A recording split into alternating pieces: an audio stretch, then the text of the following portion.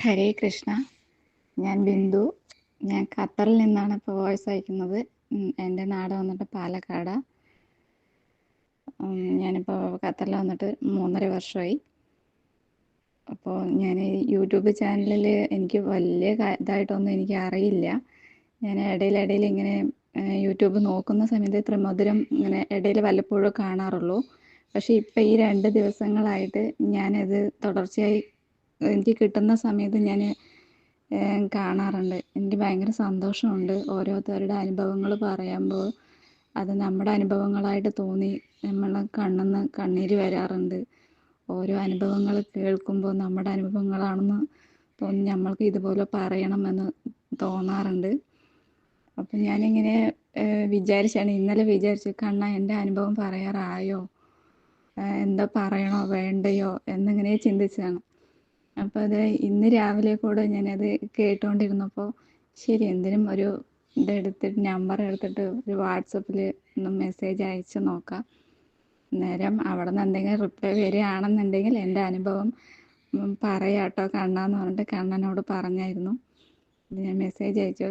അപ്പോൾ അതിന് റിപ്ലൈയും വന്നു. എനിക്ക് ഭയങ്കര സന്തോഷമുണ്ട്. എൻ്റെ അനുഭവം എന്ന് പറയുകയാണെങ്കിൽ എനിക്ക് ഒരുപാട് അനുഭവങ്ങളുണ്ട്. പക്ഷേ അതൊക്കെ കൃഷ്ണൻ്റെ അനുഭവമാണെന്ന് ഇപ്പം ഇങ്ങനെ ഓരോന്ന് പറയുമ്പോഴാണ് നമ്മൾക്കത് അറിയുന്നത്. അപ്പോൾ എനിക്ക് 39 വയസ്സുണ്ട്.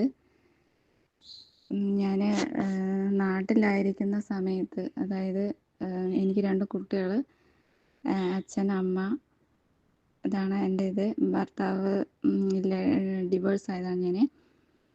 അപ്പോൾ ഞാൻ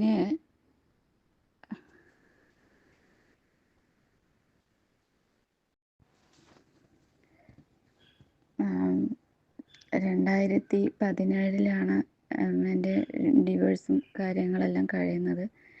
ഇത് കഴിഞ്ഞിട്ട് ഞാൻ നമ്മുടെ പാടത്തെ പണി, ഞാറ് പറിക്കലും നടാനും കൊയ്ത്ത്, മറ്റേ അതുപോലെ നമ്മുടെ കെട്ടുപണി, അങ്ങനെയുള്ള എല്ലാ പണിക്കുമായിരുന്നു ഞാൻ നാട്ടിൽ പോയിക്കൊണ്ടിരുന്നിട്ടുണ്ടായിരുന്നത്. അന്നേരം ഈ ഡിവോഴ്സ് കഴിഞ്ഞ സമയത്ത് ഞാനൊരു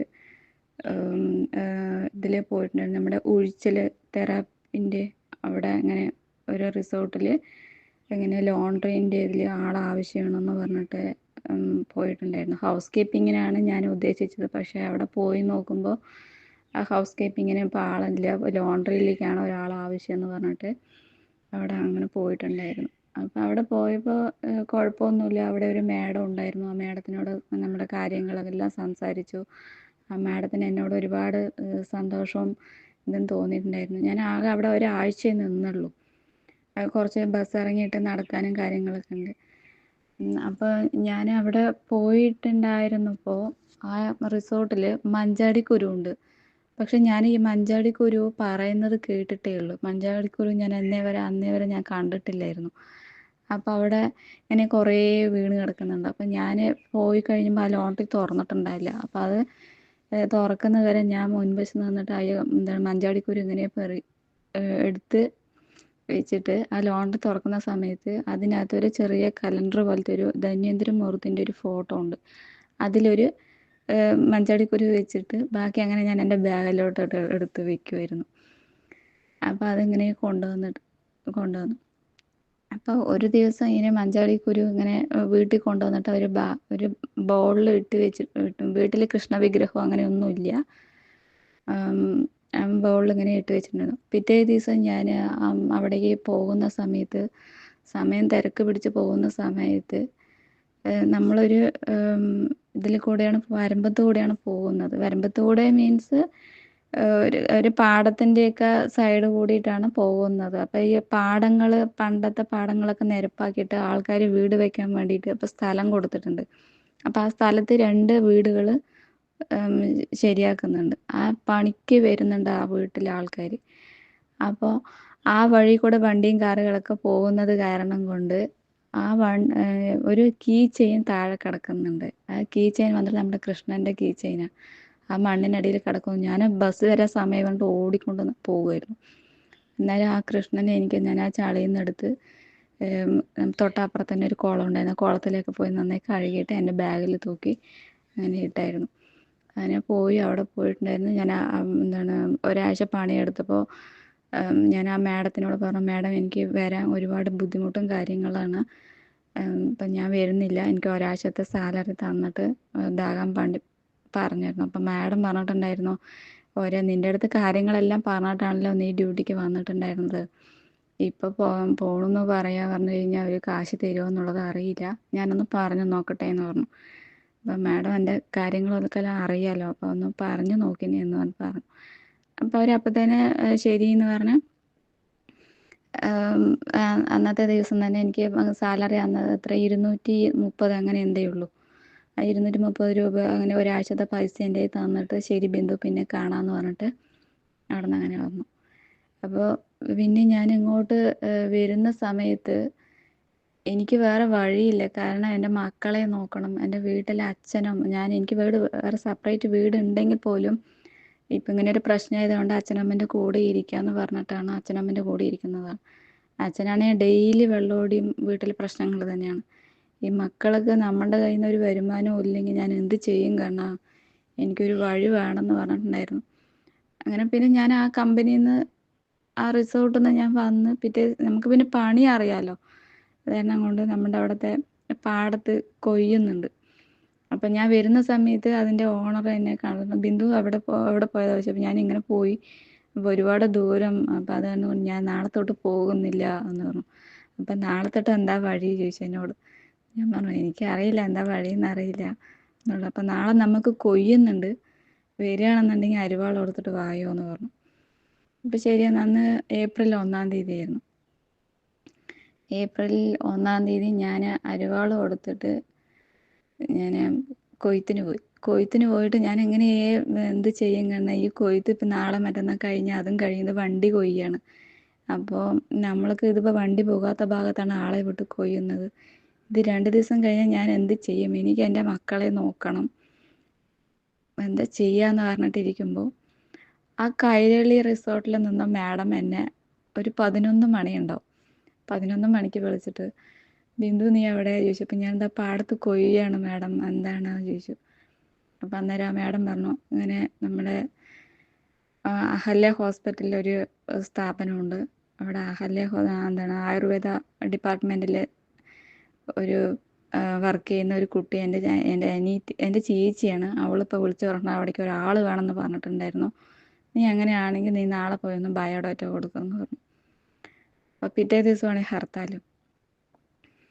അപ്പോൾ ഇന്നിപ്പോൾ ഏപ്രിൽ 1 ഇപ്പം മാഡം എന്നെ കളിയാക്കാൻ വേണ്ടി പറയുന്നുണ്ടാവുമോ എന്ന് ഞാൻ ചിന്തിച്ചിട്ട്, കാര്യമായിട്ടാണോ മാഡം പറയുന്നത് പറഞ്ഞു. ഞാൻ കാര്യമായിട്ടാണ് പറഞ്ഞു. അപ്പോൾ ശരി മാഡം, ഞാൻ കൊയ്ത്തിലാണ്, ഞാൻ വീട്ടിൽ പോയിട്ട് വിളിക്കാമെന്ന് പറഞ്ഞു. അങ്ങനെ ശരിയെന്ന് പറഞ്ഞു വീട്ടിൽ പോയി. വൈകിട്ട് മാഡത്തിനെ വിളിച്ചു. മാഡം പറഞ്ഞത് ശരിയാണോ എന്താണെന്ന് വെച്ചപ്പോൾ, ബിന്ദു ഞാൻ കാര്യമായിട്ട് പറഞ്ഞതാണ്, നിൻ്റെ അവസ്ഥ കണ്ടിട്ട് ദൈവം ചിലപ്പോൾ എനിക്ക് തോന്നിപ്പിച്ചതായിരിക്കും നിന്നെ വിളിക്കാൻ. എൻ്റെ ചേച്ചി എന്നെ വിളിച്ച് പറഞ്ഞപ്പോൾ എനിക്ക് നിന്നെ വിളിക്കാൻ തോന്നിയതായിരിക്കും എന്ന് പറഞ്ഞു.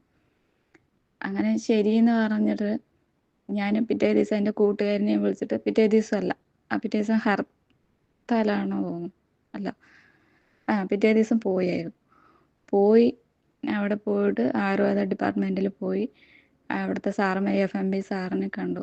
ഞാനും എൻ്റെ കൂട്ടുകാരിയും കൂട്ടിയിട്ടാണ് പോയിട്ടുണ്ടായിരുന്നത്. കൂട്ടുകാരിയും കൂടെ പോയിട്ടുണ്ടായിരുന്നു. സാറേ പോയി ഞങ്ങൾ അവിടെ ഇൻ്റർവ്യൂ കഴിഞ്ഞു. അപ്പോൾ എൻ്റെ കൂട്ടുകാരിക്കും അവിടെ ഒരു വർക്ക് വേണമെന്നൊരാഗ്രഹം. അന്നേരം ഞാനും അവളും ബയോഡാറ്റ കൊടുത്തിട്ട് സാറ് പറഞ്ഞിട്ടുണ്ടായിരുന്നു, ഞാൻ കുറച്ച് നേരം കഴിഞ്ഞിട്ട് വിളിക്കാം കേട്ടോ എന്ന് പറഞ്ഞു. ഓ ശരിയെന്ന് പറഞ്ഞു. അങ്ങനെ ഞാൻ വിളിച്ചില്ല, അവർ വേണമെന്നുണ്ടെങ്കിൽ അവർക്ക് ആൾ വേണമെന്നുണ്ടെങ്കിൽ അവർ വിളിച്ചോട്ടെ എന്ന് പറഞ്ഞ നമ്പർ മാത്രം ഞാൻ അവിടെ കൊടുത്തിട്ട് വന്നു. പക്ഷേ എൻ്റെ കൂട്ടുകാരി FMB സാറിനെ വിളിച്ചിട്ട് അന്വേഷിച്ചു, എന്താണ് ആൾ വേണോ എന്ന് ചോദിച്ചിട്ടുണ്ടായിരുന്നു. അപ്പോൾ സാറ് പറഞ്ഞു, ആൾ വേണം, എന്താണ് ആര് വരാനാണോ ചോദിച്ചു. അപ്പോൾ എന്താണ് എവിടേക്ക് ആൾ വേണ്ട, അപ്പോൾ മെസ്സിലേക്കും ഇവിടെ ഊട്ടുപുര എന്നുള്ളൊരു ക്യാൻറ്റീനിലേക്കാണ് ആൾ വേണ്ടത്. മെസ്സിൽ നിൽക്കുകയാണെങ്കിൽ നൈറ്റ് നിൽക്കണം, ഊട്ടുപുരയിൽ നിൽക്കുകയാണെങ്കിൽ കാലത്ത് 8 to 5 മണി വരെ നിന്നാൽ മതി എന്ന് പറഞ്ഞിട്ട് അവളോട് പറഞ്ഞിട്ടുണ്ടായിരുന്നു. അത്ര എനിക്കറിയില്ലായിരുന്നു. അങ്ങനെ അവൾ എന്നെ വിളിച്ചിട്ടുണ്ടായിരുന്നു, ഞാൻ സാറിനെ വിളിച്ചു, അപ്പോൾ അവിടെ ആൾ വേണമെന്ന് പറഞ്ഞിട്ടുണ്ടായിരുന്നു. അവിടെ മെസ്സിലേക്കും എവിടേക്കാണ് ആൾ വേണം പറഞ്ഞത്. അപ്പോൾ എന്താണ്, നീ ഒരു കാര്യം ചെയ്യും, നിനക്ക് ഭർത്താവില്ലല്ലോ, നീ മെസ്സിലോട്ട് പോ, ഞാൻ ഊട്ടുപുരയിൽ പോകാമെന്ന് പറഞ്ഞു. അപ്പം ഞാൻ പറഞ്ഞിട്ടുണ്ടായിരുന്നു, വേണ്ട, എനിക്ക് എൻ്റെ മക്കളെയും വിട്ടിട്ട് രാത്രിയൊന്നും പോയി പണിക്ക് നിൽക്കാൻ പറ്റില്ല. അത് കാരണം കൊണ്ട് നീ പോവാണെന്ന് വെച്ചാൽ പൊയ്ക്കോ, എനിക്ക് വേണ്ട, എനിക്കിപ്പോൾ എന്തായാലും കൊയ്ത്തും പണിയെല്ലാം അറിയാലോ, അപ്പം ഞാൻ കൊയ്ത്തും പണിക്കും പൊയ്ക്കോളാം, നീ പൊയ്ക്കോ എന്ന് പറഞ്ഞു. കാരണം അവളെയും ഇതാക്കാൻ പറ്റും, കാരണം എന്തെങ്കിലും ചെറിയ ചെറിയ ഹെൽപ്പൊക്കെ എനിക്ക് അവൾ ചെയ്തു തരുന്നതാണ്. അത് കാരണം കൊണ്ട് ഞാൻ അവളെയും വിഷമിപ്പിക്കണ്ടെന്ന് പറഞ്ഞിട്ട്, ശരി രമ്യ നീ പൊയ്ക്കോ, എനിക്ക് പാടത്തെ പണി എനിക്ക് അറിയാലോ എന്ന് പറഞ്ഞിട്ടുണ്ടായിരുന്നു. പിന്നെ ഒരു 6 മണിയാകുമ്പോൾ അവൾ എന്നെ വിളിച്ചിട്ടുണ്ടായിരുന്നു സാർ. വിളിച്ചിട്ടുണ്ടായിരുന്നപ്പോൾ അവൾ എന്നോട് പറഞ്ഞത്, സാറ് എന്നെ ഇങ്ങോട്ട് വിളിച്ചിട്ടുണ്ടായിരുന്നെടി, പക്ഷേ സാറ് എന്നെയല്ല പ്രതീക്ഷിച്ചത് പണിക്ക്, നിന്നെയാണ് പ്രതീക്ഷിക്കണത്. എന്നെ വേണമെങ്കിൽ സാറ് ഊട്ടുപുരയിൽ പോകാൻ പറഞ്ഞു, ഇല്ല മെസ്സിലോട്ട് പോകാൻ പറഞ്ഞു, ബിന്ദുവിനെ ഊട്ടുപുരയിൽ നിർത്താമെന്ന് പറഞ്ഞിട്ട് പറഞ്ഞു എന്ന് പറഞ്ഞു. അപ്പം എനിക്ക് അതിയായ സന്തോഷം തോന്നി. പക്ഷെ ഞാൻ ഭഗവാനെ വിളിച്ച് എന്ന് ഞാൻ പ്രാർത്ഥിച്ച് കരയാറുണ്ട്.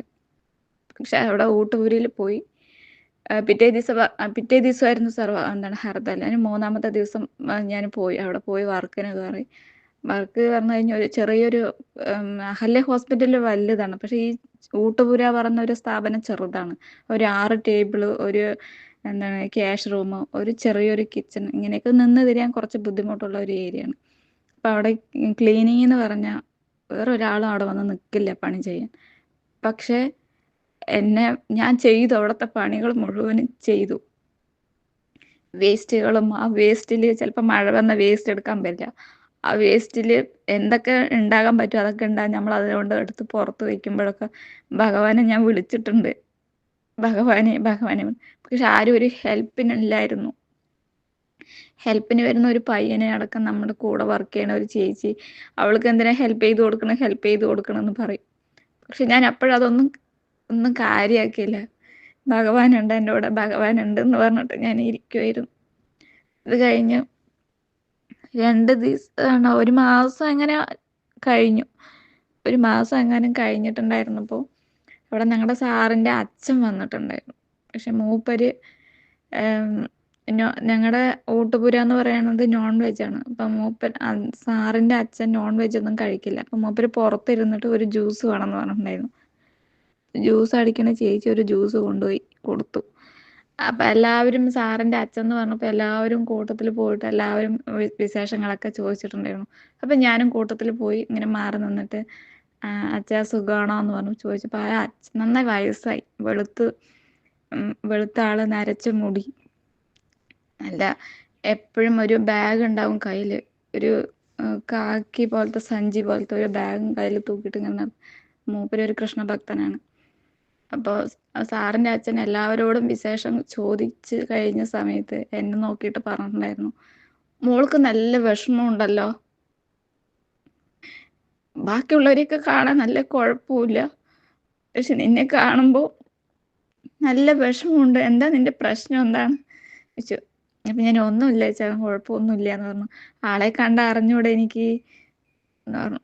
അപ്പോൾ എനിക്ക് വല്ലാത്ത സങ്കടം തോന്നി. അന്നേരം പോണ സമയത്ത് അച്ഛൻ പറഞ്ഞിട്ടുണ്ടായിരുന്നു, ഞാനൊരു പ്രാർത്ഥന പറയാം, ആ പ്രാർത്ഥന പറഞ്ഞിട്ട് നീ രാവിലെയും രാത്രി കിടക്കാൻ പോകുന്ന സമയത്തും പ്രാർത്ഥന പറയുമെന്ന് പറഞ്ഞു. പക്ഷെ ആ അച്ഛൻ സ്പീഡിൽ അങ്ങോട്ട് ആ മന്ത്രം പറഞ്ഞായിരുന്നു. പക്ഷെ എനിക്ക് ആ മന്ത്രത്തിൽ എനിക്ക് ഒരു തുമ്പും പാലും കിട്ടിയതേ ഇല്ല. അങ്ങനെ ഞാൻ കുറേ സാറിനോട് പറഞ്ഞു, സാറിൻ്റെ അച്ഛൻ ഒരു പ്രാർത്ഥന പറഞ്ഞിട്ടുണ്ട്, അതെന്താണെന്നൊന്ന് ചോദിച്ചിട്ട് വരുമ്പോൾ സാർക്ക് പിന്നെ സാറിൻ്റെ അച്ഛന്മാരോട് പിന്നെ വലിയ, സാറ് രാവിലെ വന്നു കഴിഞ്ഞാൽ പിന്നെ രാത്രി 10-11 മണിക്കായപ്പോഴേക്കും അച്ഛൻ പോയിട്ടുണ്ടാവും, അച്ഛൻ ഉറങ്ങിയിട്ടുണ്ടാവും. പിന്നെ ഞാൻ വരുന്ന സമയത്ത് അച്ഛൻ എണീക്കില്ല, ഞാൻ എപ്പോഴാണോ ഇതൊക്കെ ചോദിക്കുക എന്ന് പറഞ്ഞിട്ടുണ്ടായിരുന്നു. അന്നേരം പിന്നെ കുറേ മാസങ്ങളൊന്നും വന്നില്ല. പിന്നെ ഞാൻ അവിടെ നിന്ന് ഡ്യൂട്ടി കഴിഞ്ഞിട്ട് ബസ് കയറാൻ വരുന്ന സമയത്ത് ആ അച്ഛൻ അവിടെ നിന്ന് ഇങ്ങോട്ട് വരുന്നുണ്ടാവും. കാരണം സാറ് അഹല്യ ഹോസ്പിറ്റലിലാണ് താമസിക്കുന്നത്. അവിടെ അവർക്ക് ഇത് ഉണ്ടാവുമല്ലോ, റൂമും കാര്യങ്ങളും. അവിടെയാണ് സാറിൻ്റെ അച്ഛനും സാറും താമസിക്കുന്നത്. അപ്പോൾ ഞങ്ങൾ ഡ്യൂട്ടി കഴിഞ്ഞിട്ട് ബസ് കയറാൻ പോകുന്ന നേരത്ത് ആ അച്ഛൻ അവിടെ നിന്ന് അമ്പലത്തിൽ നിന്ന് ചിലപ്പോൾ പോയിട്ട് വരുന്നുണ്ടാവും. എന്താടോ വിഷമം മാറിയില്ലേ, ആള് ഇനിയും നേരെയായിട്ടില്ല എന്ന് പറയും. അപ്പം ഞാൻ പറഞ്ഞു, അച്ഛൻ എനിക്ക് ആ പ്രാർത്ഥന കിട്ടിയില്ല, ഞാൻ ഒരു ദിവസം കൊണ്ട് തരാട്ടോ എന്ന് പറഞ്ഞിരുന്നു. അങ്ങനെ ഇത് കിട്ടാനേ വഴിയില്ല. അന്നേരം ഈ കൊറോണൻ്റെ കുറച്ച് മുന്നായിട്ട് കുറച്ച് മുന്നായിട്ട് ഇതുപോലെ ഞാനും കൂടെയുള്ള ചേച്ചിയും കൂടെ ഡ്യൂട്ടി കഴിഞ്ഞിട്ട് വരികയാണ്. ഡ്യൂട്ടി കഴിഞ്ഞിട്ട് വരുമ്പോൾ ആ അച്ഛൻ അതുപോലെ അമ്പലത്തിൽ പോയിട്ട് വന്നിട്ട് അവിടെ എന്തോ യജ്ഞം എന്നൊക്കെ ഉണ്ടായിരുന്നു.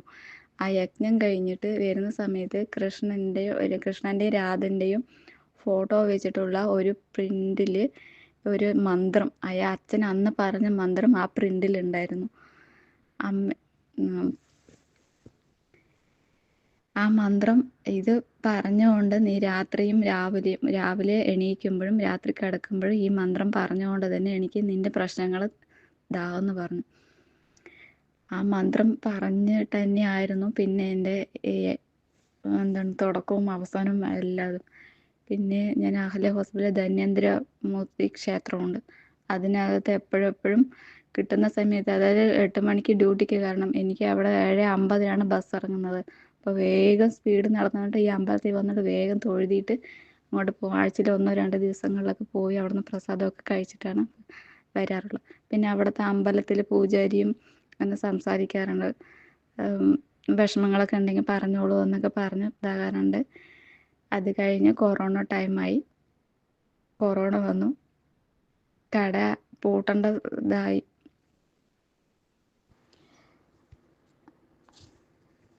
ആ അച്ഛൻ പറഞ്ഞ പ്രാർത്ഥന ഇങ്ങനെയായിരുന്നു സാർ: അമ്മേ ദേവി ജഗദാംബെ ജഗത്മാതേ ആദിപരാശക്തി സർവേശ്വരി ലോകമാതേ, പാദാർപ്പദങ്ങളിൽ പുഷ്പാർച്ചന ചെയ്യുന്നൻ കോടി അനന്തകോടി നമസ്കാരങ്ങൾ, കോടി അനന്തകോടി സാഷ്ടാംഗ നമസ്കാരങ്ങൾ. ലോകാ സമസ്ത സുഖിനോ ഭവന്തു എന്നായിരുന്നു ആ പ്രാർത്ഥന. പിന്നെ ഇതിൻ്റെ ഇടയിലേക്ക് ഈ കൊറോണ വരുന്നതിന് മുന്നായിട്ട് 2 തവണ ഞാൻ ഗുരുവായൂരിൽ പോകാൻ ഇടയുണ്ടായി. ഒരു തവണ പോകാൻ ഇടയായതെന്ന് പറഞ്ഞു കഴിഞ്ഞാൽ, ഞാൻ വീട് വെച്ചിട്ട് പോവാ എന്ന് വിചാരിച്ചിട്ട് പോയിട്ടുണ്ടായിരുന്നു. അപ്പോൾ വീട് വെച്ചിട്ട് പോയിട്ടുണ്ടായിരുന്നില്ല. അപ്പം നമ്മുടെ തൊട്ട വീട്ടിലെ ചേച്ചിയും ഞാനും കൂടിയിട്ടായിരുന്നു പോയിട്ടുണ്ടായിരുന്നത്. അന്നേരം ആ പോകുന്ന സമയത്ത് നമ്മുടെ വീട്ടിൻ്റെ ആധാരം ബാങ്കിലായിരുന്നു. അപ്പം ഞാൻ മുന്നേ അമ്പലത്തിൽ പോയിട്ട് നേരത്തെ പറഞ്ഞു ഞാനിനി ആ ആധാരം എടുത്തിട്ട് ഞാൻ ആ കണ്ണൻ്റെ മുമ്പിലോട്ട് വരുള്ളൂ കേട്ടോ കണ്ണാന്ന് പറഞ്ഞിട്ടാണ് ഞാൻ വന്നത്. ഇനിയിപ്പോൾ അതാണോ എന്താണെന്ന് അറിഞ്ഞില്ല. ആ തൊട്ട വീട്ടിൽ ചേച്ചിയും ഞാനും കൂടെ അന്ന് ഗുരുവായൂരിൽ പോയ സമയത്ത് ഗുരുവായൂരിൻ്റെ അകത്ത് പോയിട്ട് ശ്രീകോവിലിൻ്റെ അങ്ങോട്ട് അകത്ത് കയറാൻ പറ്റില്ല. ഏതിയ പോയാലും ഒരു റൗണ്ട് അങ്ങോട്ടും ഇങ്ങോട്ടും പോകാൻ പറ്റില്ല. അപ്പോൾ ചുറ്റി വന്ന് ഒരേ സ്ഥലത്ത് തന്നെ നിൽക്കാൻ പറ്റുള്ളൂ. ആരോട് ചോദിക്കാനുള്ള മനസ്സും തോന്നിയില്ല. അങ്ങനെ ശരി എന്തെങ്കിലും ആയിക്കോട്ടെ എന്ന് പറഞ്ഞിട്ട് അന്ന് കൊടുങ്ങല്ലൂരും പോയി. കൊടുങ്ങല്ലൂരിൽ നിന്ന് ഗുരുവായൂർക്ക് വന്നിട്ടാണ് അന്ന് ഗുരുവായൂർക്ക് വന്നത്. അപ്പോഴേക്കും സമയം 11:30-12 മണി അങ്ങനെ എന്തോ ആയി. എന്നാലും എനിക്കാണെങ്കിൽ അങ്ങോട്ട് അകത്ത് കാണാൻ പറ്റാത്തത് കാരണം കൊണ്ട് എനിക്ക് ഭയങ്കര സങ്കടമായി. ഞാൻ ആ കൊടിമരത്തിൻ്റെ ചുവട്ടിൽ നിന്നിട്ട് ഒരുമാതിരി കരച്ചിലായിരുന്നു സാർ. ഞാൻ ഇന്നേ വരെ ഇങ്ങനെ കരഞ്ഞിട്ടില്ല. അമ്മാതിരി കരച്ചിലായിരുന്നു. അങ്ങനെ നന്നായി കരഞ്ഞ് ആ ചേച്ചി എൻ്റെ തല ചുറ്റിയിട്ട് ഒരു 51 രൂപ ഉണ്ടിയിലിട്ടിട്ടുണ്ടായിരുന്നു. അത് ഇട്ടിട്ട് വന്നിട്ടുണ്ടായിരുന്നു. അപ്പോൾ അങ്ങനെ ഒരു ദിവസം വന്നിട്ടുണ്ടായിരുന്നു. പിറ്റേ തവണ ഒരു പ്രാവശ്യം പോയിട്ട് രാധൻ്റെയും കൃഷ്ണൻ്റെയും ഒരു വിഗ്രഹം മേടിച്ചിട്ട് വന്നിട്ടുണ്ടായിരുന്നു. കൊറോണൻ്റെ കുറച്ച് മുന്നായിട്ട് പോയിട്ട് വിഗ്രഹം മേടിച്ചിട്ട് വീട്ടിൽ വന്നിട്ടുണ്ടായിരുന്നു. അത് ഞാൻ അമ്പലത്തിനകത്ത് പോയില്ല, അതും പുറത്തന്നെ. എനിക്ക് അകത്ത് പോകാൻ പറ്റിയില്ല ആ സമയത്തും. അപ്പോഴും ബാങ്കിലായിരുന്നു ആധാരം, അപ്പോൾ എടുക്കാൻ പറ്റില്ല. പിന്നെ എനിക്ക് ഒരു സങ്കടമായിരുന്നു. കാരണം 1.75 വീട്ടിൻ്റെ ആധാരം ലോണിന് വെച്ചിട്ടുണ്ടായിരുന്നത്. വീട് പണി പൂർത്തിയാക്കാൻ വേണ്ടിയിട്ട് വെച്ചതായിരുന്നു. പക്ഷെ അത് കൂടി 3 വർഷം ആകുമ്പോഴേക്കും 1.75 പോയിട്ട് 2.70 1 ലക്ഷം 3 ലക്ഷത്തിൻ്റെ അടുത്ത് വന്നു. എനിക്ക് കെട്ടാൻ വഴിയില്ല. നോട്ടീസ് വന്നുകൊണ്ടിരിക്കുക, ബാങ്കിൽ നിന്ന് വിളിച്ചുകൊണ്ടിരിക്കുക. എന്താ ചെയ്യാന്ന് എനിക്ക് ഒരു വഴിയും കണ്ടില്ലായിരുന്നു. അങ്ങനെ നമ്മുടെ തൊട്ട മുൻവശത്തൊരു വീട്ടിൽ കൊടുങ്ങല്ലൂർ അമ്പലമാണ്. അപ്പം അവിടെ ഒരു ചെറിയ കൃഷ്ണൻ്റെ വിഗ്രഹം വെച്ചിട്ടുണ്ട്. ഞാൻ എന്നും അഹല്യ ഡ്യൂട്ടിക്ക് പോകുന്ന സമയത്ത് രാവിലെ എണീറ്റ് കുളിച്ച് നമ്മുടെ വീട്ടിൽ വിളക്ക് വെച്ച് തൊഴുതിയിട്ട് ആ അമ്പലത്തിലും പോയിട്ട് പ്രാർത്ഥിക്കുമായിരുന്നു. ആ പ്രാർത്ഥിക്കുന്ന സമയത്ത് സാർ, ഈ കൃഷ്ണന്റെ മേലെ എന്തെങ്കിലും ഒരു പൂവ് വെച്ചിട്ടുണ്ടാവും. ആ പൂവ് വയ്ക്കും, ഞാൻ നന്നായി ഇരുന്ന് പ്രാർത്ഥിച്ചിട്ട് കണ്ണ് തുറക്കുമ്പോൾ ആ പൂവ് താഴെ വീഴും. അപ്പം ഞാൻ ചിന്തിച്ചു, ഭഗവാനെ ഇതെന്താണെന്ന് അറിയില്ല, പൂവ് വീണല്ലോ, പക്ഷെ ഞാൻ പ്രാർത്ഥിച്ചില്ല, എന്തെങ്കിലും തെറ്റായിരിക്കുമോ എന്ന് പറഞ്ഞിട്ട് ഞാൻ വേഗം തൊഴുതിങ്ങാണ്ട് വരും. പിന്നെ വൈകിട്ടായിരിക്കും അവിടെ വിളക്ക് വെക്കാൻ വരുന്ന ചേച്ചിനെ കാണാം. അപ്പം ഞാൻ വരുന്നത് വീടെത്തുമ്പോൾ വൈകിട്ട് 7 മണിയാവും. അന്നേരം ആ ചേച്ചി പറഞ്ഞു, എന്താ ബിന്ദു, കൃഷ്ണനോട് എന്താ പറഞ്ഞത് ചോദിച്ചാൽ, എന്ത് പറയാനാ, നമുക്ക് നമ്മുടെ കാര്യങ്ങൾ ഭഗവാന്റെ അടുത്തല്ലേ പറയാൻ പറ്റൂ, വേറെ ആരോട് പറയാനാ എന്ന് പറഞ്ഞു. അപ്പം ഭഗവാൻ ഓക്കെ ആക്കി തരുന്നുണ്ടാന്ന് പറഞ്ഞു. അതെങ്ങനെ നിങ്ങൾക്ക് മനസ്സിലായി? ഞാൻ കളിയാക്കിയിട്ട് അങ്ങനെ ചോദിക്കും. അപ്പോൾ ആ ചേച്ചി പറയും, കൃഷ്ണൻ്റെ മേലെ വെച്ച് പൂ താഴെ വീണിട്ടുണ്ട്, അപ്പം എനിക്കതിനുള്ള ഉത്തരവാണ് എന്ന് പറഞ്ഞിട്ട് പറയായിരുന്നു. എനിക്ക് ആ സമയത്ത് പറയുമ്പോഴേക്ക് ഭയങ്കര സങ്കടവും ഇതൊക്കെ ആയിരുന്നു. പക്ഷെ എനിക്കിപ്പോൾ ഇങ്ങനെ ഓരോരോ അനുഭവങ്ങൾ കിട്ടിക്കിട്ടി എനിക്ക് ഭയങ്കര സന്തോഷമാണ് സാർ. അതെങ്ങനെ ആയി. കൊറോണ ടൈം അടുത്ത് കട നമ്മുടെ അഹല്യ ഇതിലെ പൂട്ടവരെ പൂട്ടി. ഇനി അഹല്യയ്ക്ക് അങ്ങോട്ട് പോകാൻ പറ്റില്ല, എന്താ ചെയ്യാന്നറിയില്ല. എൻ്റെ ലക്ഷ്യം ഒന്നില്ലെങ്കിൽ കടം ഈ ബാങ്കിൽ നിന്ന് ആധാരം കൊടുക്കണം, എൻ്റെ മക്കളുടെ പട്ടിണിക്ക് ഇടാണ്ട് ഇരുത്തണം. കാരണം നമ്മൾ ഓരോ ദിവസം കൊണ്ടുവന്നിട്ടാണ് സാർ അന്നന്നാടം കഴിഞ്ഞു പോകുന്നത്. ഒരു ദിവസം 300 രൂപ കിട്ടിക്കഴിഞ്ഞാൽ എന്തൊക്കെ ചെയ്യുക? അത് വേറെ വീട്ടിൽ 2 പശുക്കളുണ്ട്, അതിന് ഇടയ്ക്കിടയ്ക്ക് അസുഖങ്ങളാണ്. അതിന് ഡോക്ടർ വരുമ്പോൾ തന്നെ ഡോക്ടർക്ക് ഒരു ദിവസം 500 രൂപ കൊടുക്കണം. അതിൻ്റെ പുറമെ മരുന്ന്. ഇതൊക്കെ ആകുമ്പോൾ അച്ഛനും അമ്മയും ഉണ്ടെങ്കിലും പക്ഷെ അവർക്ക് നമ്മൾ സങ്കടപ്പെടുമെന്ന് പറഞ്ഞിട്ട് അവരൊന്നും പറയില്ലായിരിക്കും. പക്ഷെ എനിക്ക് എന്താണെന്ന് ചോദിച്ചു കഴിഞ്ഞാൽ, നമ്മൾ 2 മക്കളെയും കൊണ്ടുവന്നിട്ട് അവരുടെ കൂടെ ഇരിക്കുമ്പോൾ നമ്മളെ കൊണ്ടൊരു ബുദ്ധിമുട്ട്, ഒരു ബാധ്യത അവർക്കാകാൻ പാടില്ല എന്നുള്ള ചിന്തയായിരുന്നു. ഞാൻ അഹല്യയിൽ നിന്ന് ഡ്യൂട്ടി കഴിഞ്ഞിട്ട് വരുമ്പോൾ, നാളേക്ക് എന്താ ചെയ്യുക ഭഗവാനെ, കഴിഞ്ഞില്ല, ഇനിയിപ്പോൾ നാളെ ഞാൻ എവിടെ പോകും, എല്ലാവിടെയും കൊറോണ സമയമാണ്, എവിടെയും പണിയില്ല, ഞാൻ എന്ത് ചെയ്യും എന്ന് പറഞ്ഞിട്ട് ഇങ്ങനെ ഇരിക്കുമ്പോഴാണ് കൂടെ പണിയെടുത്തൊരു ചേച്ചി, ഇതുപോലെ പാടത്തെ പണിക്കുള്ള ചേച്ചി തന്നെയാണ്, ബിന്ദു എന്താണ് അഹല്യ നാളെ തൊട്ട് പോകാൻ പറ്റില്ലല്ലേ ചോദിച്ചാൽ, പോകാൻ പറ്റില്ല പറഞ്ഞു. ഇപ്പം നീ വിഷമിക്കൊന്നും വേണ്ട, കളത്തിൽ ഇങ്ങനെ നാളെ തൊട്ട് കൊയ്യുന്നുണ്ട്, നമുക്ക് 2 പേർക്കും കൂടെ കൊയ്യാന്ന് പറഞ്ഞു. എനിക്ക് അതിയായ സന്തോഷം തോന്നി. സമയം 7 മണി. ഞാൻ അഹല്യന്ന് അന്നേക്ക് 2 മണിക്ക് അവിടെ നിന്ന് കടയൊക്കെ പൂട്ടി വന്നതാ. പക്ഷെ എനിക്ക് ഈ ടെൻഷൻ കാരണം ഞാൻ വന്ന് ഡ്രസ്സ് പോലും മാറ്റി വെക്കണം, ഇങ്ങനെ ചിന്തിച്ചു കൊണ്ടിരിക്കുകയായിരുന്നു. എനിക്ക് ആരോടും സംസാരിക്കാനും തോന്നണില്ല, എന്താ പറയുക. കാരണം നമ്മുടെ വിഷമം നമുക്കേ അറിയുള്ളൂ, എങ്ങനെ ഒരു കുടുംബം പുലർത്തി കൊണ്ടുപോകണം എന്നുള്ള ചിന്തയായിരുന്നു അന്ന് എൻ്റേത്. അന്നേരം ആ ചേച്ചി വിളിച്ച സമയത്ത് ഞാൻ ആദ്യം കണ്ണൻ്റെ മുമ്പിൽ പോയി നിന്നിട്ട് പൊടുപൊടുന്നിന് കണ്ണിൽ കൂടെ വെള്ളം വന്നായിരുന്നു. പക്ഷേ ആ കൊറോണ സമയം എത്ര സമയമാണ്, ആർക്കും പുറത്ത് പോകാൻ പറ്റാത്ത ദിവസങ്ങൾ. എനിക്ക് ഒരു ദിവസം പോലും ഞാൻ വീട്ടിലിരുന്നിട്ടില്ല. എനിക്ക് ആ കളത്തിലേക്ക് പണിക്ക് എന്നെ വിളിച്ചിട്ട് ഡെയിലി എനിക്ക് പണി തന്നായിരുന്നു. ഒരന്നത്തിനൊരു ദാരിദ്ര്യം ഇല്ലാണ്ട് കൊറോണ സമയം അങ്ങനെ കഴിഞ്ഞു പോയി. ഇപ്പം നേരത്തെ പണി കഴിഞ്ഞ് വന്നിരിക്കും. പണി കഴിഞ്ഞ് വന്നിട്ട് നമ്മളുടെ പാടപ്രദേശങ്ങളാണ്, ബാക്കിലും സൈഡും എല്ലാം. ഇപ്പം ഞാൻ ആരുടെ അടുത്തും എനിക്ക് എൻ്റെ വിഷമങ്ങൾ എനിക്ക് ആരോടും പറയാൻ പറ്റാത്ത കാരണം ഞാൻ ആരോടും അങ്ങനെ, എന്തെങ്കിലും കുട്ടികളൊക്കെ ആണെങ്കിൽ അവരോട് കളിച്ച് ചിരിക്കുക, അല്ലെങ്കിൽ TV-യിൽ ഇത്തിരി പാട്ട് സീന് കാണുക, അങ്ങനെ എന്തെങ്കിലുമൊക്കെ ചെയ്യുള്ളൂ. ആരുടെ അടുത്ത് എനിക്ക് കൂടുതൽ അടുക്കാനൊന്നുമില്ല. പിന്നെ ഒരു ഭർത്താവില്ലാത്ത സ്ത്രീ, അറിയാലോ സാർക്ക്, ആരോടും ഇങ്ങനെ സംസാരിച്ചാലും നെഗറ്റീവ് വചനങ്ങളാണ് വരുന്നത്. കാരണം കൂടുതൽ ആരോടും അടുക്കാനൊന്നും ഞാൻ അങ്ങനെ പോയിട്ടുണ്ടായിരുന്നില്ല. പണി കഴിയും, ഞാനങ്ങനെ വീട്ടിലോട്ട് വരും. അത് കഴിഞ്ഞിട്ട് പാടത്ത് പോകും. പാടത്ത് പോയിട്ട് തനിച്ചിരിക്കും. തനിച്ചിരുന്ന് ഇതുപോലെ ഫോണിൽ ഭഗവാന്റെ പാട്ടുകളും കാര്യങ്ങളൊക്കെ കേൾക്കും. അങ്ങനെ ഒരു ദിവസം ഇങ്ങനെ ഒരു ചെറിയൊരു ചാലുണ്ട് കണ്ടത്തിലേക്ക് വെള്ളം തിരിച്ച് പോകാനും നല്ല കണ്ടത്തിൽ നിറയെ വെള്ളം വന്നു കഴിഞ്ഞാലൊക്കെ അത് പോകാൻ വേണ്ടിയിട്ട് ചെറിയ ചാലുണ്ട്. ആ ചാലിൻ്റെ വരമ്പത്ത് പോയി ഇങ്ങനെ ഇരുന്നിട്ട് യൂട്യൂബിൽ കൃഷ്ണൻ്റെ പാട്ടുകളൊക്കെ ഉണ്ടല്ലോ, അന്നേരം അത് കേട്ടുകൊണ്ടിരിക്കുമ്പോൾ ഞാൻ അറിയാതെ എൻ്റെ കണ്ണിൽ കൂടെ വെള്ളം വന്നു. ഇപ്പം നിറയെ തുളസി ചെടികളുണ്ട് വരമ്പത്ത്. അങ്ങനെ ഒരു ദിവസം എനിക്ക് എൻ്റെ മനസ്സിൽ തോന്നി, ഇനി തുളസി കെട്ടിയിട്ട് കണ്ണനെ ചാർത്തല്ല, എന്താ കുഴപ്പം? ഇനി എൻ്റെ കൂടെ പണിയെടുക്കുന്ന ചേച്ചി ഇങ്ങനെ ഏഷ്യാനെറ്റിൽ ഉദിത് ചൈതന്യൻ്റെ ക്ലാസ് എല്ലാം കേട്ടിട്ട് എൻ്റെ അടുത്ത് ഇങ്ങനെ ഓരോ കാര്യങ്ങളൊക്കെ പറയാറുണ്ട്. അന്നേരം ഞാൻ ആ ചേച്ചി ഒന്ന് വിളിച്ചു, ചേച്ചി ഇങ്ങനെ കൃഷ്ണനെ മാല കെട്ടിയിട്ടാൽ കുഴപ്പമുണ്ടോ? ദിവസം ഇടണം അങ്ങനെ വല്ലതും ഉണ്ടോ? അങ്ങനെയൊന്നും ഇല്ല, എനിക്ക് എന്തോ തോന്നി നീ ചെയ്തോ എന്ന്. ഒത്തിരി വയസ്സായ ഒരു അമ്മൻ്റെ പ്രായമുള്ളതാണ് ആ ചേച്ചി.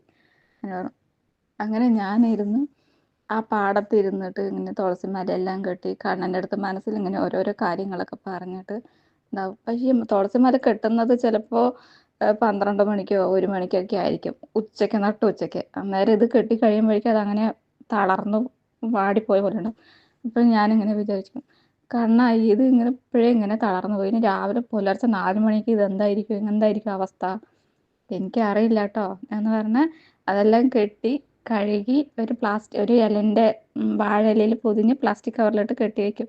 പിറ്റേ ദിവസം പുലർച്ചയ്ക്ക് 4 മണിക്ക് എണീറ്റ് കുളിച്ച് വിളക്ക് വെച്ച് ആ മാല ഇടാൻ പോകുമ്പോൾ അതിൻ്റെ ഒരു ഫ്രഷായിട്ടുള്ള നമ്മൾ ചെടിയിൽ നിന്ന് എങ്ങനെയാണോ വലിച്ചത് അതേപോലെ ഉണ്ടാവും. അത് കാണാനും അതിൻ്റെ ഒരു അതിൽ കൂടെ ഓരോ മുല്ലപ്പൂവും ഉണ്ടാവും. എവിടെന്നെങ്കിലും ഞാൻ കളത്തിൽ പണിക്ക് പോകുമ്പോൾ മുല്ലപ്പൂവ് എനിക്ക് അവിടെ നിന്ന് കിട്ടും. അപ്പോൾ അതും കൂടെ കലർത്തിയിട്ട് ഞാൻ കെട്ടുമായിരിക്കും.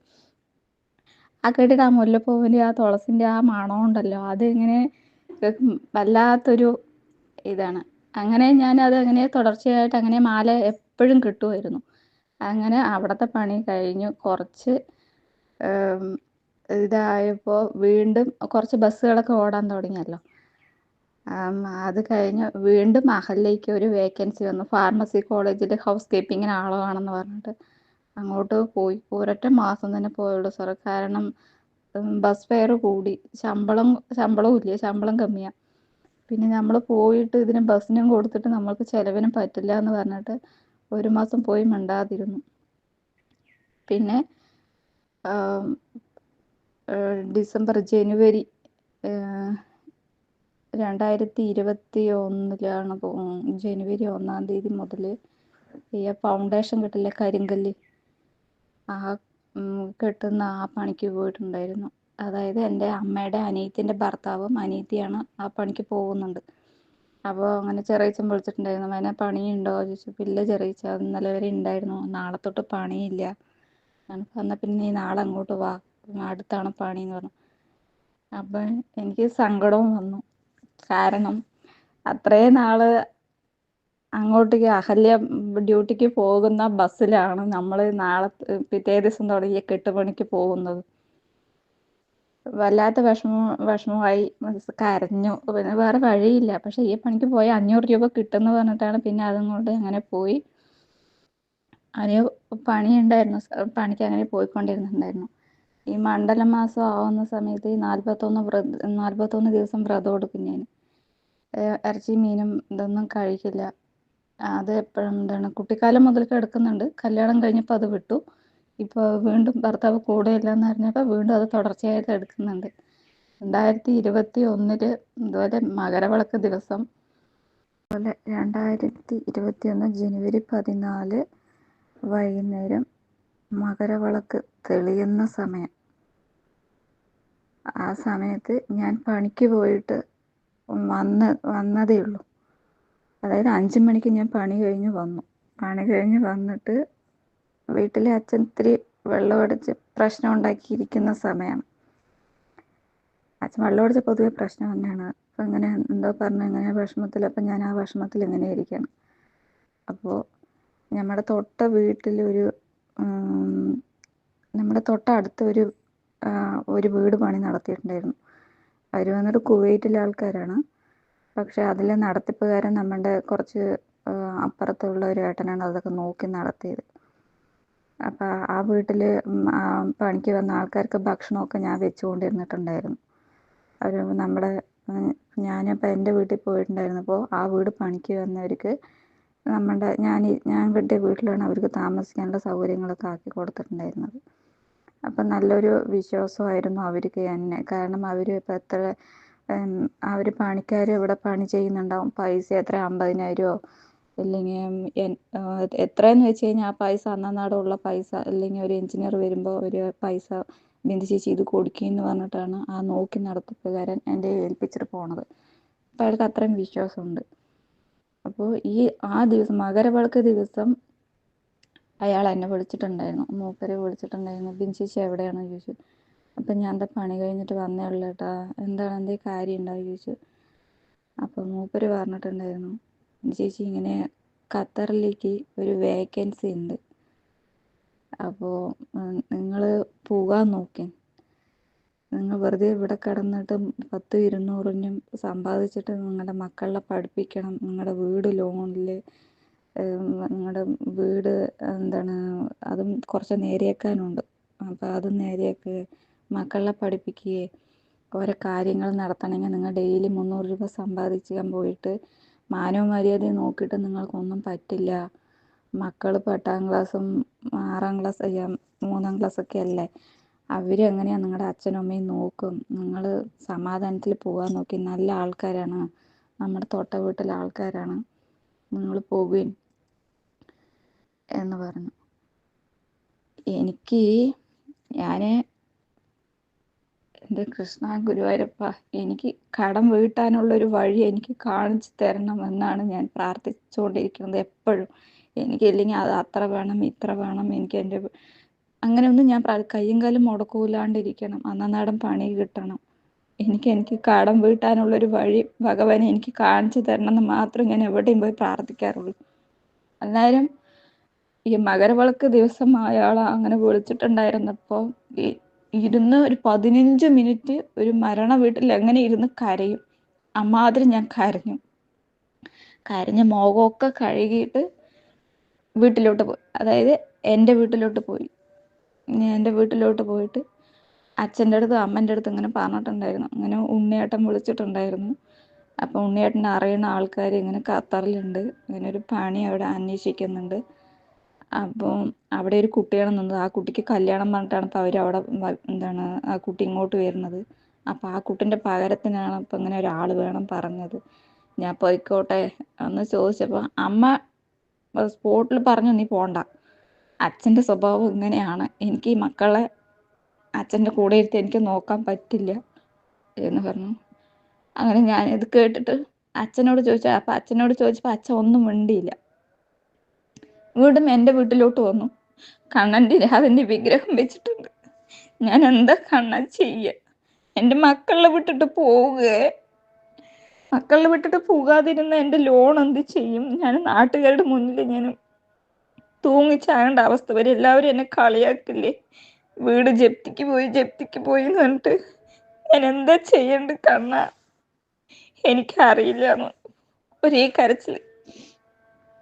വീണ്ടും ഉണ്ണിയേട്ടൻ വിളിച്ചിട്ടുണ്ടായിരുന്നു, ബിന്ദു ചേച്ചി നിങ്ങൾക്ക് ദൈവം തരണ ഒരു അനുഗ്രഹമാണിത്. അച്ഛനമ്മനെ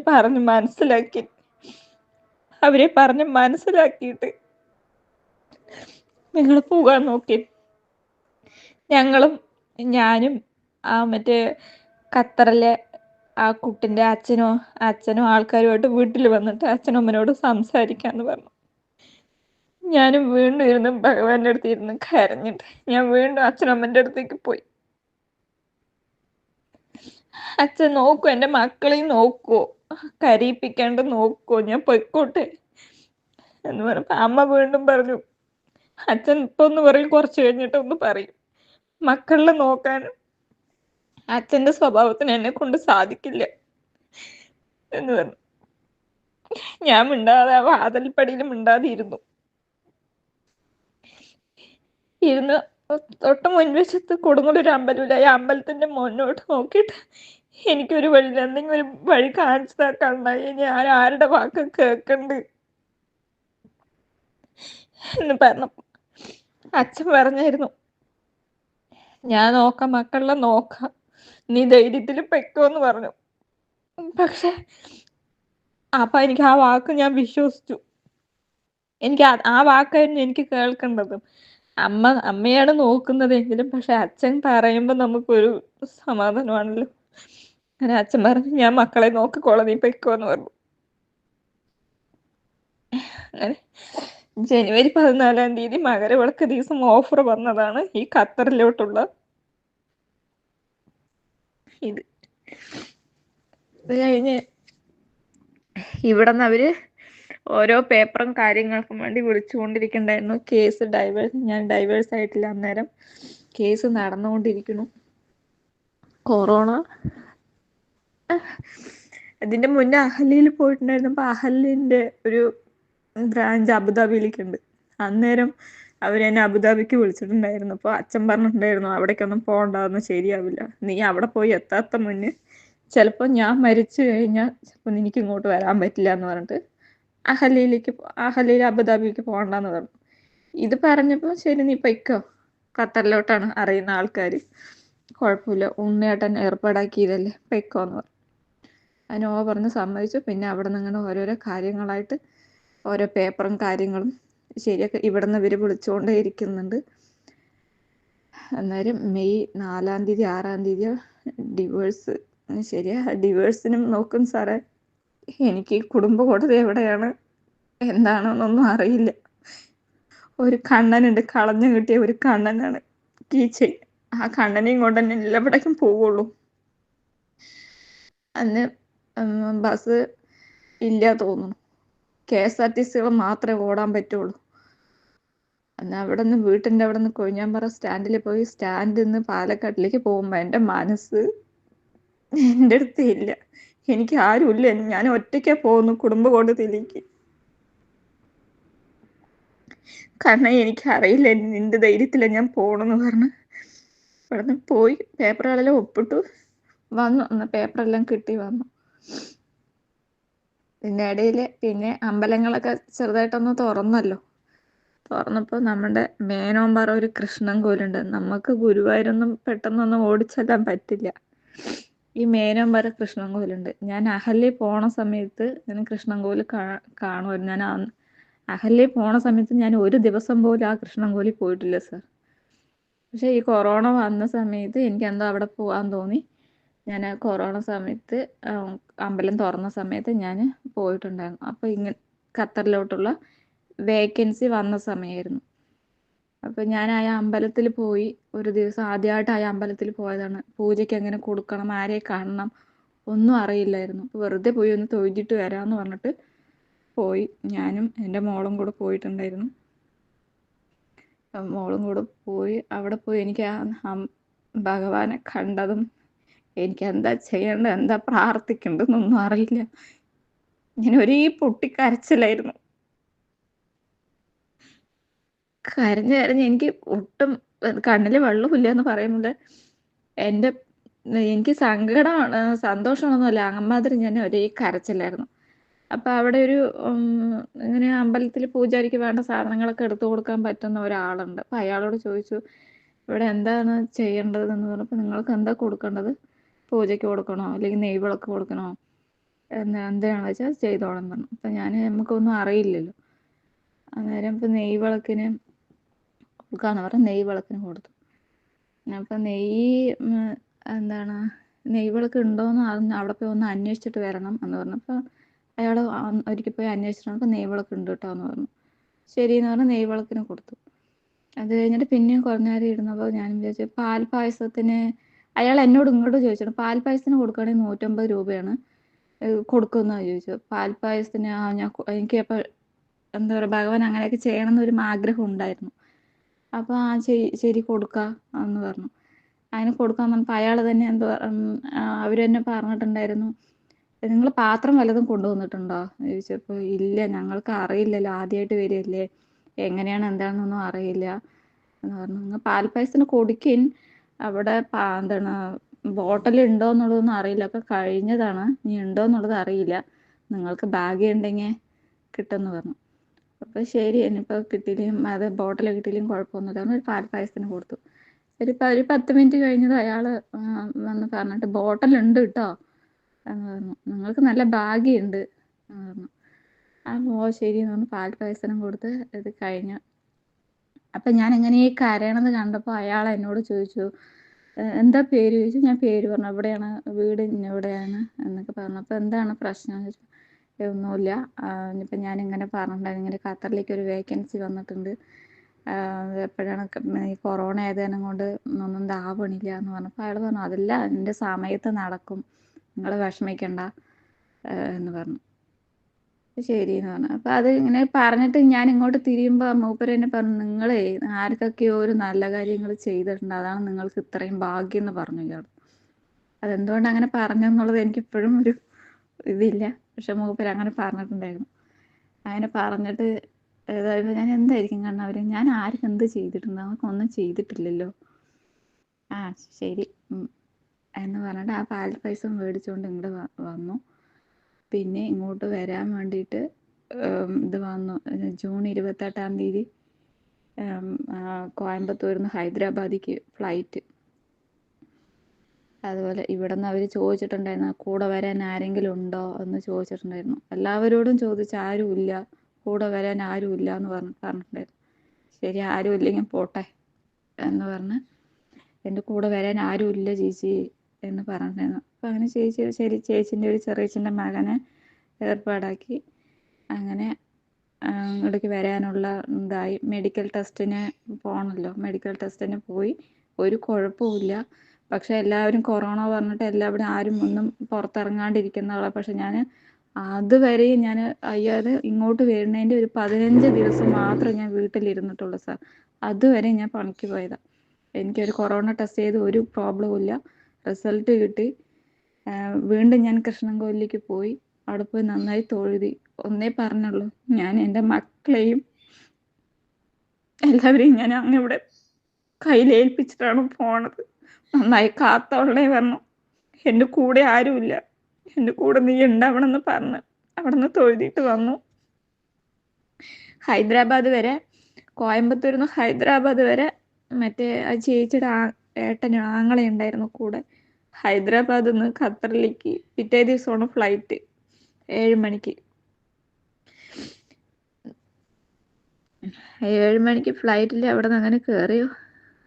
അന്ന് ഹൈദരാബാദിൽ നിന്ന് അവിടെ നിന്ന് പുലർച്ചയ്ക്ക് ഇങ്ങനെ 3 മണിക്ക് എയർപോർട്ടിന് അകത്ത് കയറണമല്ലോ, അത് കയറ്റി വിട്ടും കണ്ട ആ ഏട്ടൻ ഇങ്ങോട്ടേക്ക് കയറി വന്നിട്ടുണ്ടാവും. അപ്പം ഞാൻ അവിടെ ഇരുന്നു.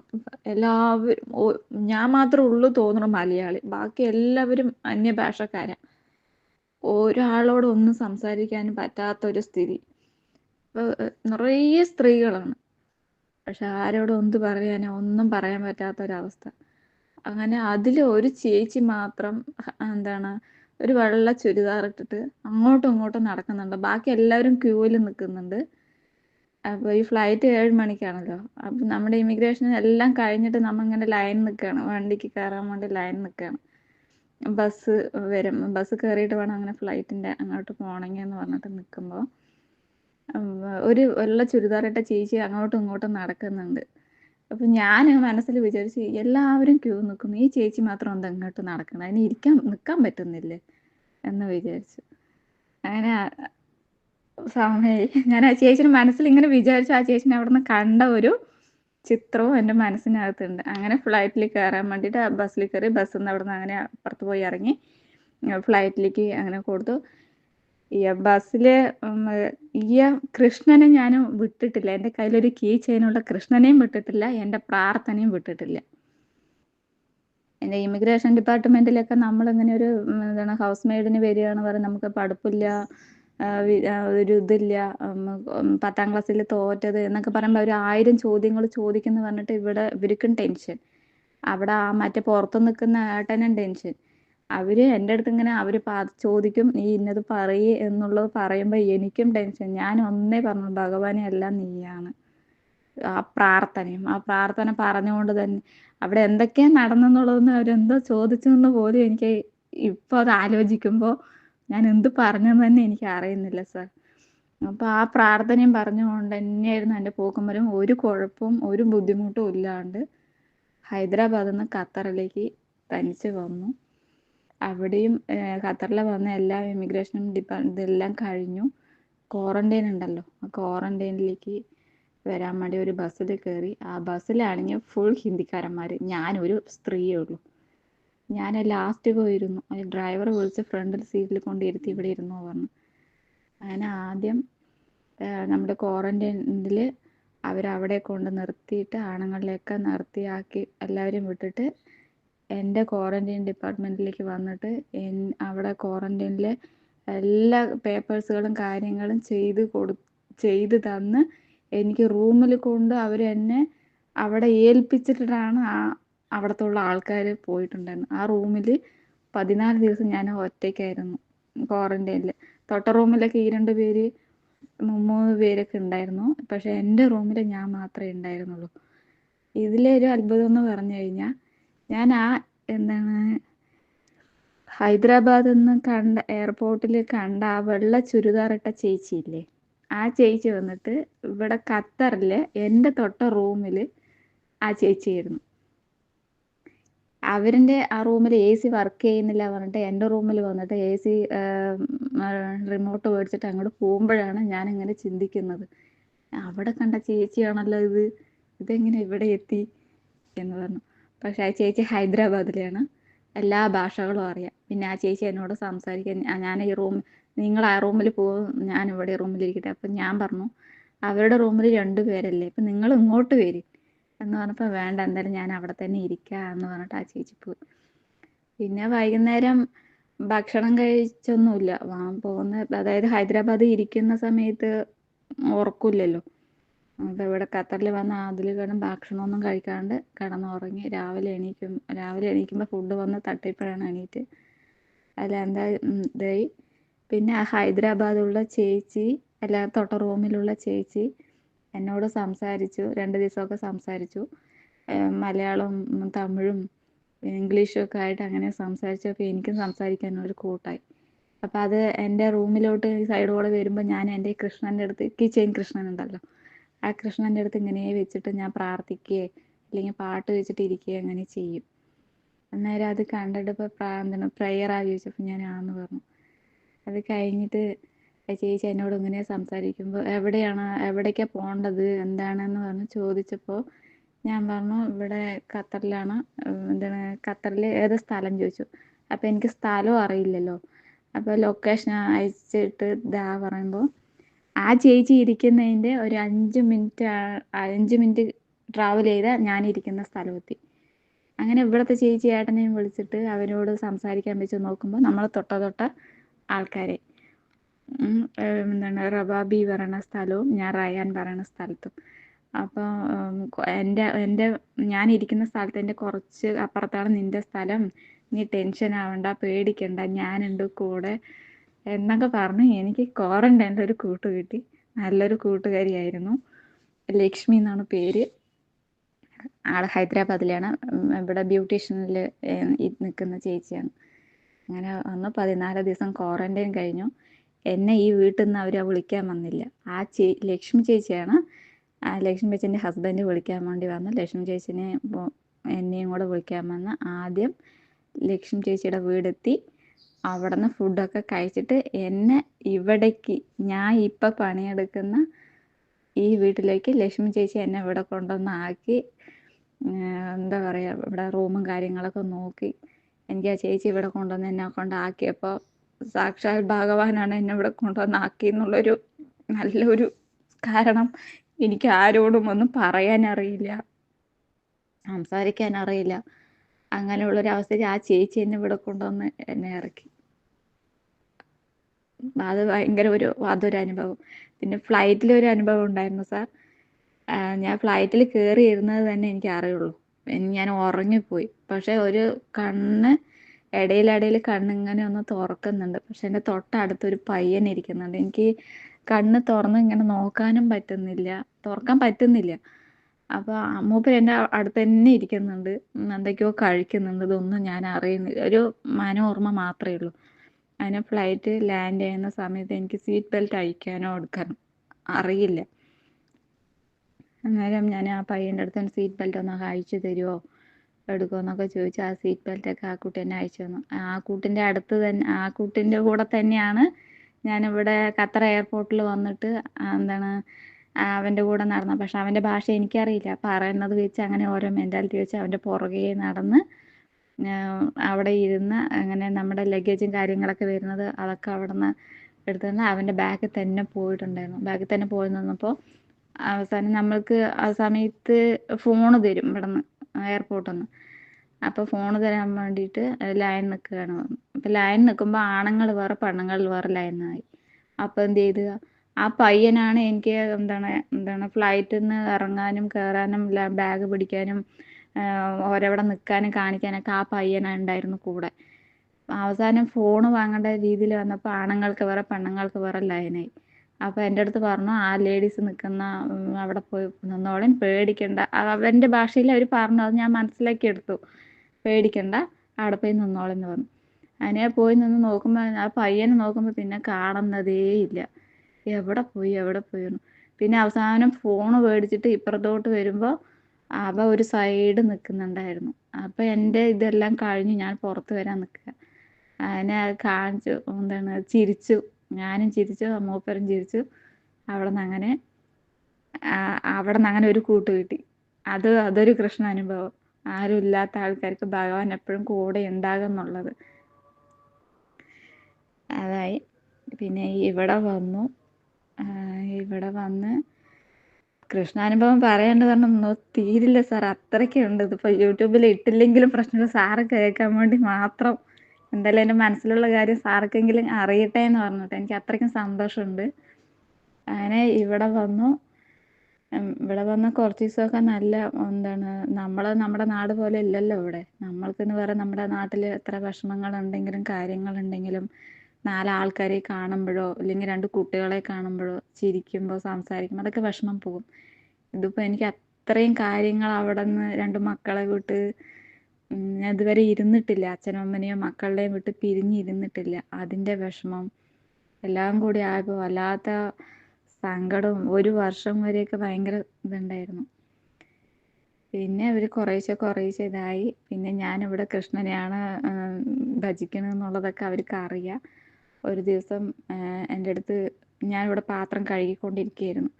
അന്നേരം ഇവരവിടെ പുറത്ത് പോയിട്ട് വന്നു. ഇവിടുത്തെ ചേച്ചിയായിരുന്നു, പുറത്ത് പോയിട്ട് വന്നു. അപ്പോൾ എൻ്റെ അടുത്ത് പറഞ്ഞു, ബിന്ദു ഇങ്ങോട്ട് വാ പറഞ്ഞു. അപ്പോൾ ഞാൻ എന്താ ചേച്ചിന്ന് കൈ കഴുകിയിട്ട് വായോട്ടോ പറഞ്ഞു.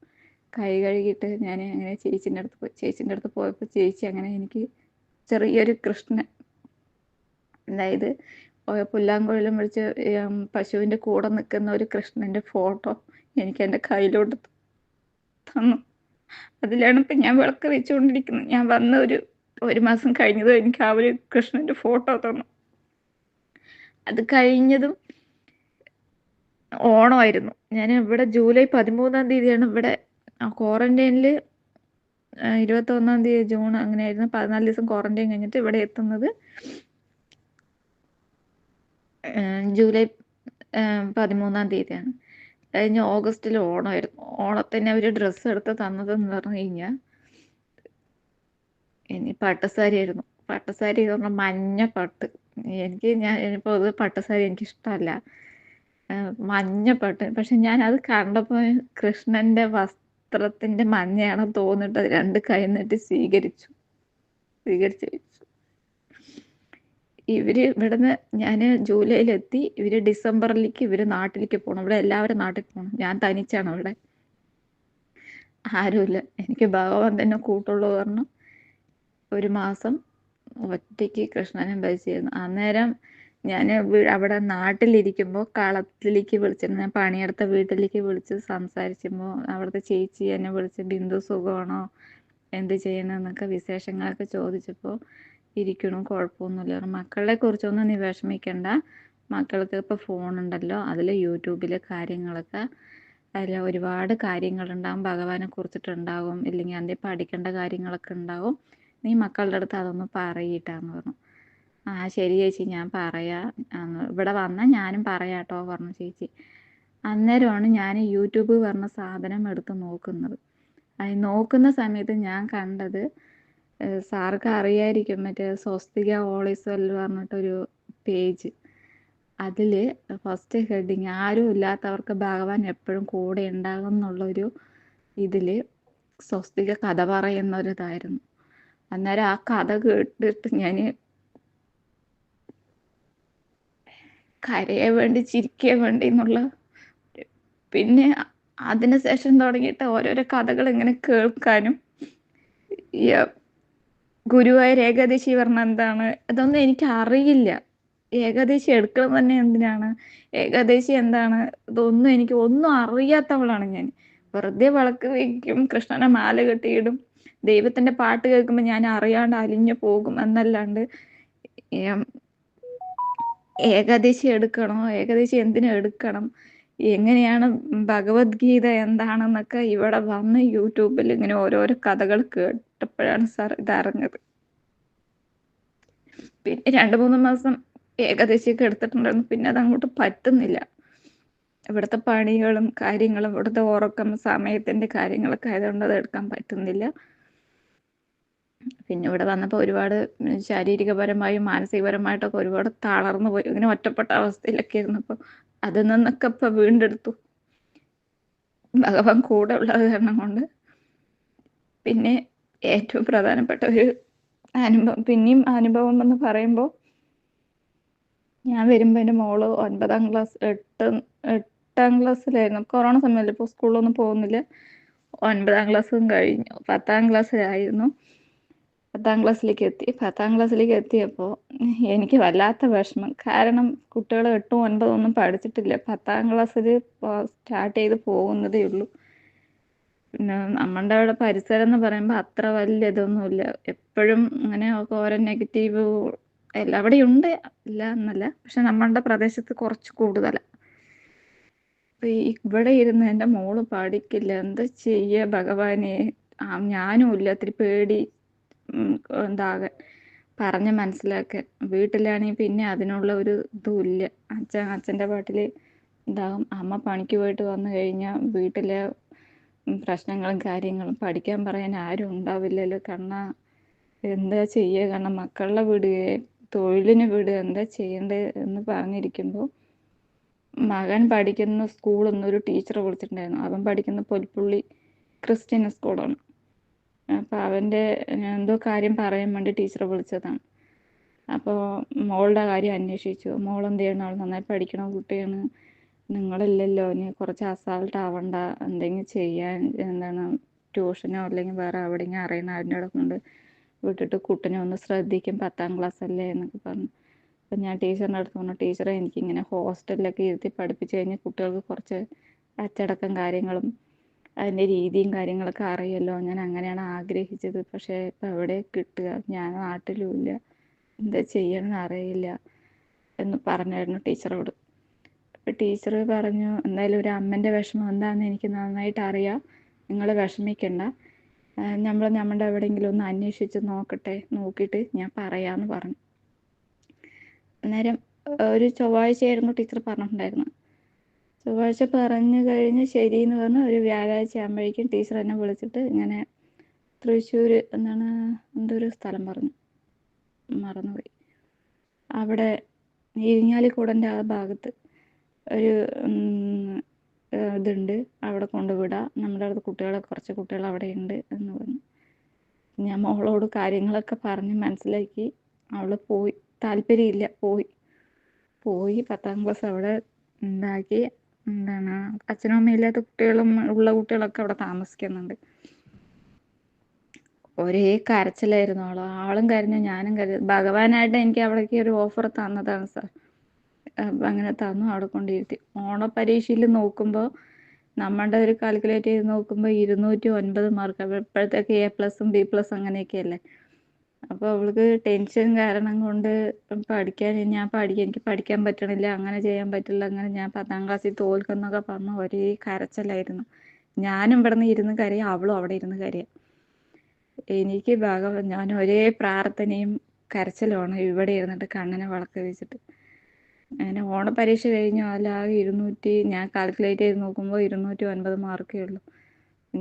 ഞാൻ വീണ്ടും പിന്നെ ഓണപരീക്ഷ കഴിഞ്ഞിട്ട് പോയി, ക്രിസ്മസ് പരീക്ഷയായി. ഭഗവാനെ, എനിക്ക് പൈസ കെട്ടി പഠിപ്പിക്കാനും എടുക്കാനുള്ള വഴിയോ മാർഗങ്ങളോ ഒന്നുമില്ല, എൻ്റെ കുട്ടിനെ പാസ്സാക്കി തന്നാൽ മതി, എനിക്ക് വേറെ ഒന്നും വേണ്ട എന്ന് പറഞ്ഞ് പ്രാർത്ഥിച്ചു. ഹരേ കൃഷ്ണ മന്ത്രവും പറയും, വെറുതെ ഇരുന്ന് പ്രാർത്ഥിക്കും. അന്നേരം ക്രിസ്മസ് പരീക്ഷ കഴിഞ്ഞു. അതിൽ 310 മാർക്ക് കിട്ടിയായിരുന്നു. 210 മാർക്ക് 209 മാർക്ക് പോയിട്ട് 310 മാർക്ക് കിട്ടിയായിരുന്നു. അപ്പോൾ കുറച്ചൊരു ആശ്വാസമായി. ഞാൻ പിന്നെ അവളോട് പറയും, നീ ധൈര്യം വിടണ്ട. അവൾ ഇത്തിരി സ്ട്രോങ് ആയ ആള്. ഇനിയിപ്പോൾ 10ാം ക്ലാസ് പാസ്സാവണം. കുറച്ച് കരച്ചിലൊക്കെ മാറി. എൻ്റെയും മാറി അവളുടെയും മാറി. ഞാൻ പറയും, ഭഗവാനെ വിളിക്ക്, എന്തെങ്കിലും ടെൻഷൻ ഉണ്ടെങ്കിൽ ഹരേ കൃഷ്ണ പറയും, എൻ്റെ പൊന്നുമോൾക്കൊന്നും സംഭവിക്കില്ല, ഭഗവാൻ കൂടെയുണ്ട് എന്ന് പറഞ്ഞ് അവൾ വിളിച്ച് കഴിഞ്ഞ് ഫോൺ വെച്ച് പിന്നെ ഞാൻ കരയാൻ തുടങ്ങും. കാരണം എനിക്ക് സഹിക്കാൻ പറ്റുന്നില്ല. അങ്ങനെ പരീക്ഷയൊക്കെ കഴിഞ്ഞു, റിസൾട്ട് വന്നു സാർ. 6 A+ ഉണ്ടായിരുന്നു. അവൾക്ക് ഹിസ്റ്ററി പറഞ്ഞ സാധനത്തിൽ ജയിക്കുകയില്ല പറഞ്ഞോളൂ. എൻ്റെ അടുത്ത് എപ്പോഴും പറയാം, എനിക്ക് ഹിസ്റ്ററി കിട്ടില്ല എന്ന് പറഞ്ഞിട്ട്. ഞാൻ ഭഗവാനെ എന്തെങ്കിലും കുട്ടിക്ക് പഠിക്കാനുള്ള ഒരു മനസ്സ് കൊടുക്ക് എന്ന് പറഞ്ഞ് പ്രാർത്ഥിച്ച് നല്ല മാർക്ക് കിട്ടിയപ്പോൾ അവൾക്ക് ടഫായിട്ടുള്ള ഏത് വിഷയമാണോ അതിൽ ഫുൾ A+. അതിന് ടോട്ടൽ 6 A+ കിട്ടി, ജയിച്ചു. ഇങ്ങനെയൊക്കെ പോകുന്നു. ഇപ്പോൾ ആള് +2 ആണ്. ഇപ്പോൾ ഓണപരീക്ഷ കഴിഞ്ഞു. ഇനിയിപ്പോൾ ക്രിസ്മസ് പരീക്ഷ ആവണം. മകൻ 9ാം ക്ലാസ്സിൽ. ആള് മാലയിട്ടിട്ടിരിക്കുന്നു. വീട്ടിലെ അച്ഛൻ, അമ്മ എല്ലാവരും ഉണ്ട്. അനിയനുണ്ട്. അനിയന് കല്യാണം കഴിഞ്ഞു, അവനൊരു കുട്ടി. പിന്നെ എൻ്റെ കടങ്ങൾ എന്തായാലും ഞാൻ ആധാരം എടുത്തു. അതായത് SNDP ലോണും അവിടെ നിന്ന് 2 ലക്ഷം രൂപ എല്ലാം കൂടെ ചേർത്തിട്ട് ആധാരം എടുത്ത് വീട്ടിൽ വെച്ചിട്ടുണ്ട്. ലോണുകളും കാര്യങ്ങളും എല്ലാം അടഞ്ഞു പോകുന്നുണ്ട്. ഭഗവാൻ എൻ്റെ കൂടെ തന്നെയുണ്ട്. ഭഗവാൻ എന്നെ ഒരിക്കലും കൈവിടില്ല എന്നുള്ള പ്രതീക്ഷയോടെ മുന്നോട്ട് പോകുന്നു. നമ്മളെ തളർത്താൻ 100 ആൾക്കാരുണ്ടാവും സാർ. പക്ഷെ ഭഗവാൻ കൂടെ ഉണ്ടെങ്കിൽ ഈ 100 പേരൊന്നും ഒന്നും അല്ല എന്നുള്ളത് എൻ്റെ ഇത്രയും വലിയ ജീവിത അനുഭവത്തിൽ നിന്ന് ഞാൻ പഠിച്ചു. എന്താ പറയണ്ടെന്നുള്ളതൊന്നും അറിയുന്നില്ല ഇപ്പം.